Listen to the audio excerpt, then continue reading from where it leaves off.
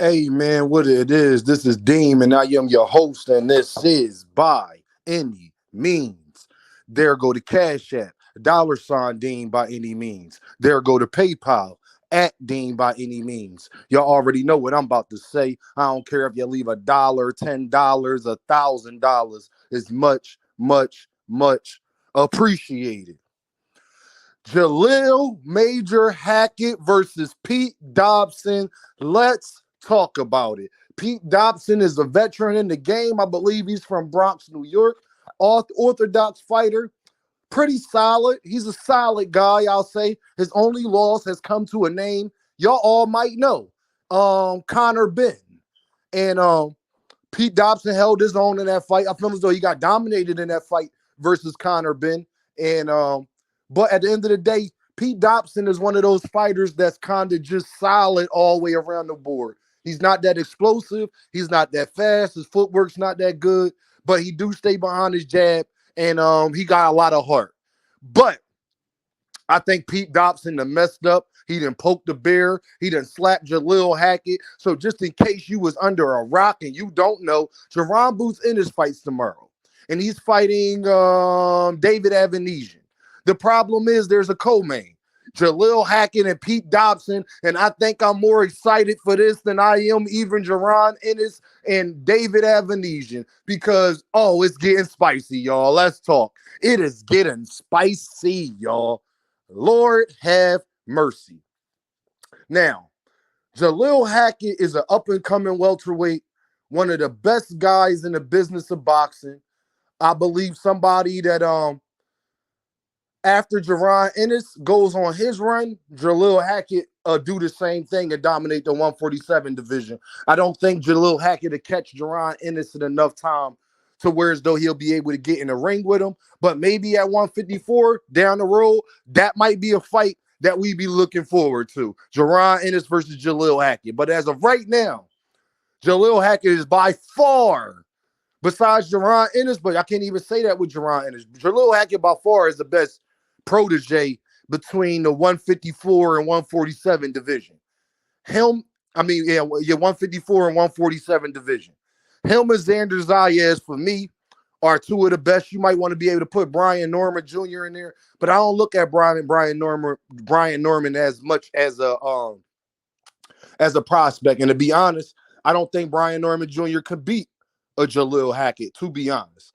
I think tomorrow, Jalil Hackett is going to put on the show. He going to represent for D.C. Even though he's from D.C., he be down there with the Baltimore guys training, Tank Team and all them. They real close, but he putting on for the hometown of my father. You know, rest in peace to my daddy. Shout out to D.C. Yeah, I mean, what's up, Mo? Everybody from D.C., what up, Mo? You already know, man. Listen, Jalil Hackett I think is going to be has a great chance to be a pound for pound guy. He's explosive. There aren't too many weaknesses in his game. There might be one weakness. People say he keep his hands too low at times. But besides that, Jalil Hackett has footwork. Jalil Hackett is explosive. Jalil Hackett is he's pretty good at cutting off the ring. Jalil Hackett ring generalship is amazing. His effective aggression and clean and effective punching is the things that he does the best. And there's literally nothing I see Pete Dobson being able to do with Jalil Major Hackett. I think Pete Dobson is in major trouble. I think Pete Dobson is going to get a major beatdown tomorrow. I think he a soldier, so he going to hold up to about the 7th, 8th round. But I see Jalil is what I like about young guys like Jalil. Not only is he a seek and destroyer, but he a body snatcher. Jalil Hackett goes to your body first and attacks you that way. There's only one thing I would love to see from Jalil Hackett. My daughter checking on me. There's only one thing I would love to see from Jalil Hackett a little bit more is him just staying behind that jab. That strong jab that Abdullah Mason got, that power jab.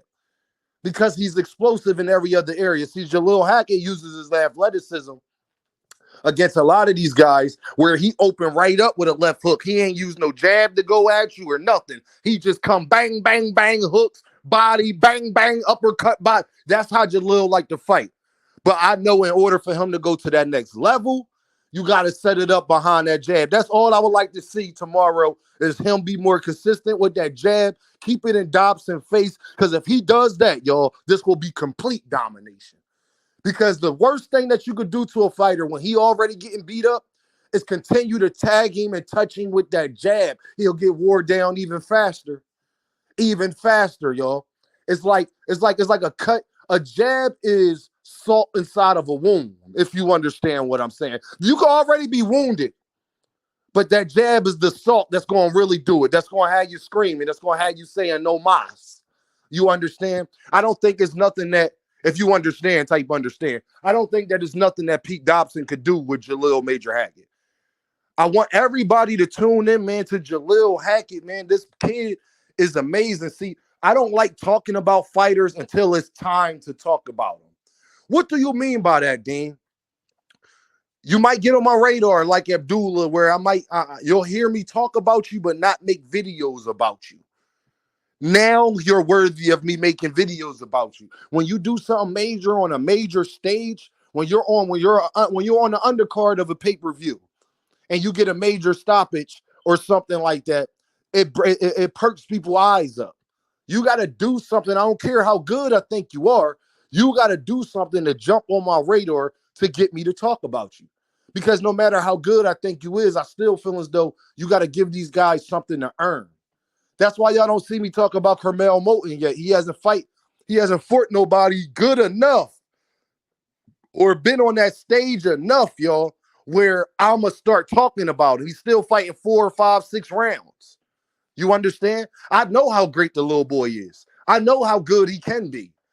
But in order for me to start bigging him up, it got to start somewhere. And for me, this is Jalil Hackett's start right here. He's a co-main. He's fighting a guy that's a veteran that only has one loss, and that loss is to somebody we would like to see Jaron boots in this fight. So him losing to Conor Benn, who before this PED stuff was an up-and-coming star in the sport of boxing, I can't knock Pete Dobson too much for that. And I'm pretty sure he went back to the lab. I'm pretty sure he's trying to come out and show Jalil that he got more to him and he added to his game. I just think Pete Dobson is just there to be hit too much. And with a Jalil Hackett, that's the last thing you want to be. He don't got enough head movement. He ain't got enough bounciness to him. He ain't got enough footwork. You got to be swift in there if you think you're going to beat a Jalil Hackett. You can't just be a pressure fighter with no footwork and all that, because Jalil Hackett has strength in both hands. Jalil Hackett going to break you down. He may not be a one-punch knockout artist, but he a wear-down artist. He's a TKO artist. He going to beat you up, okay, till you quit. That's how he wins fights. Very explosive, very fast, very athletic. Oh, yeah, y'all. Jalil Hackett about 5'11". He ain't no little dude neither. 5'11" at the welterweight division is pretty tall. That's taller than Earl Spence. That's taller than that's taller than Jaronennis. That's taller than Bud Crawford. And he's young. His body he still looks small at 147. That's why I know at 154, he probably will be even more explosive and dominant. Up and coming star at those divisions. I think him and Xander Zayas is going to have a clash soon, maybe in a year or two. Him and Brian Norman, people like that, man. Keep an eye out for it. I'm telling you, Jalil Hackett is the real deal. He's been the real deal, but he's finally doing something. When you got your press conferences and your weigh-ins, people talking about you and doing all that, the Rise podcast, shout out to the Rise, they been bigging him up.